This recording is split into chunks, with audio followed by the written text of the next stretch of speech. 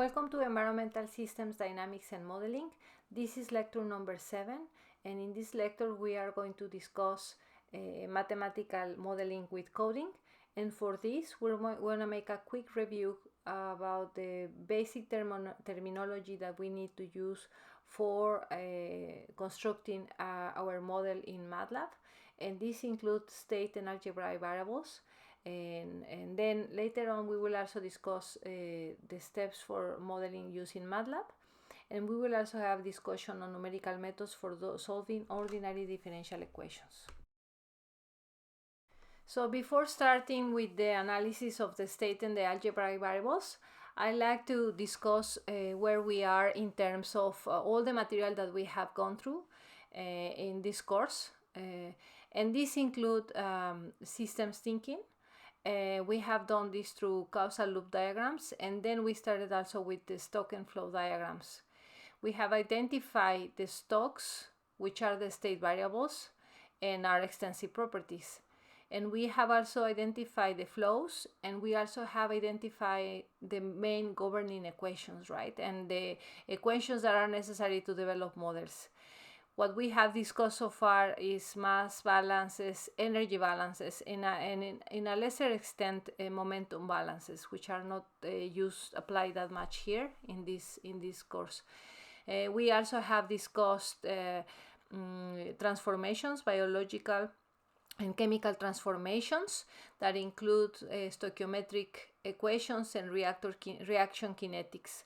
There are some other equations that are needed, and these equations are equations that are based on physical or chemical laws or mathematical laws, and then we have reviewed all the information that is necessary to construct a model.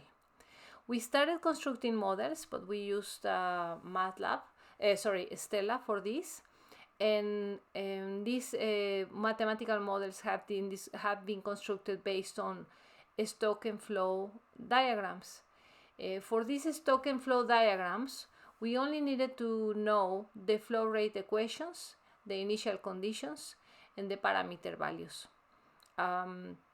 We went through the discussion of the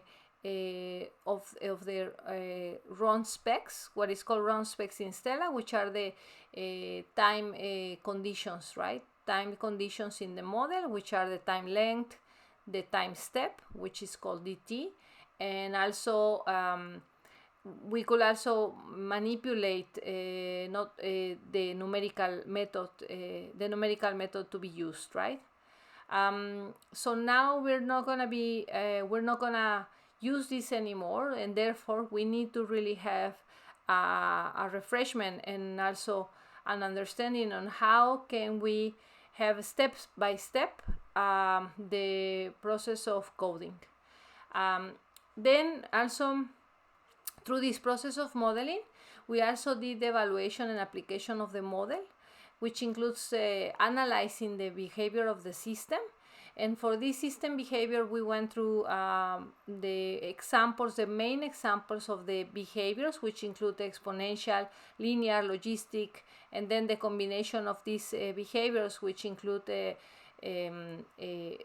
overshoot and collapse and oscillations, right?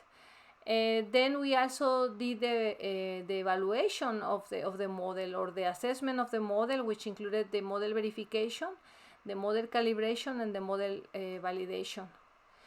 So the last part, since we only needed this information up to this time for making our first project, we left to aside the incorporation of environmental effects to the modeling equations, which included the chemical and biological transformations. This was intentionally left at the end, only because we are going to need it for later on, and it was already significant information that you needed to have for developing your project. So now we're going to the formulation of mathematical models, where we will need also again to understand and to have a clear mind on the initial conditions, the constant, the parameter values, and now the state and algebraic variables. We will need the previous information that we have had before, and now this new information, so we can organize, we can have a logical way of making a coding for developing environmental dynamic system models.